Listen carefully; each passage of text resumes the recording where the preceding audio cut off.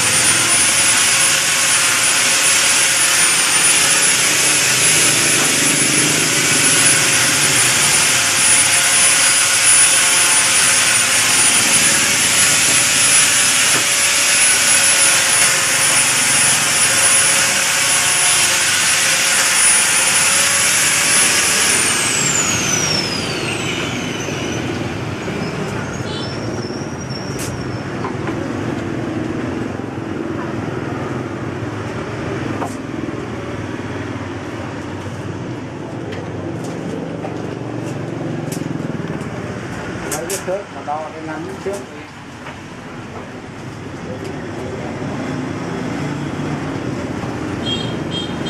thì còn đánh dấu đâu thôi, máy nó tự lấy luôn.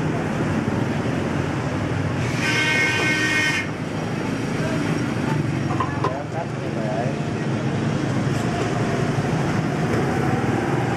đè chặt xuống, đè chặt luôn.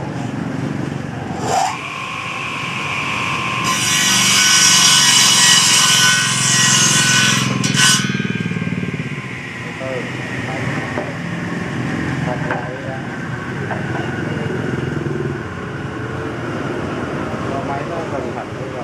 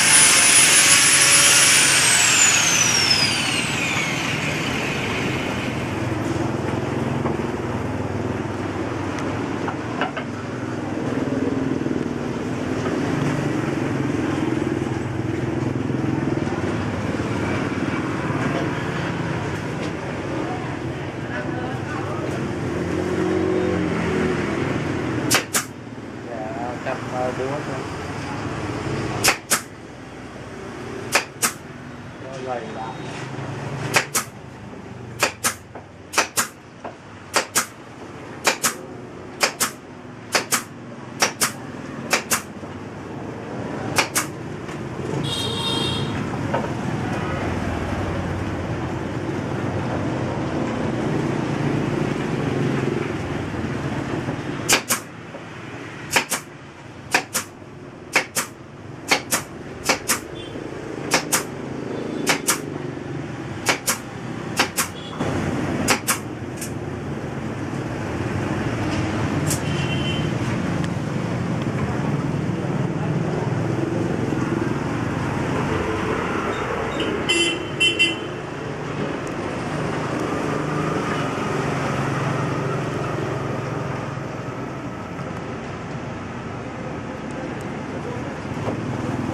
Lão bản, 再见，各位再见。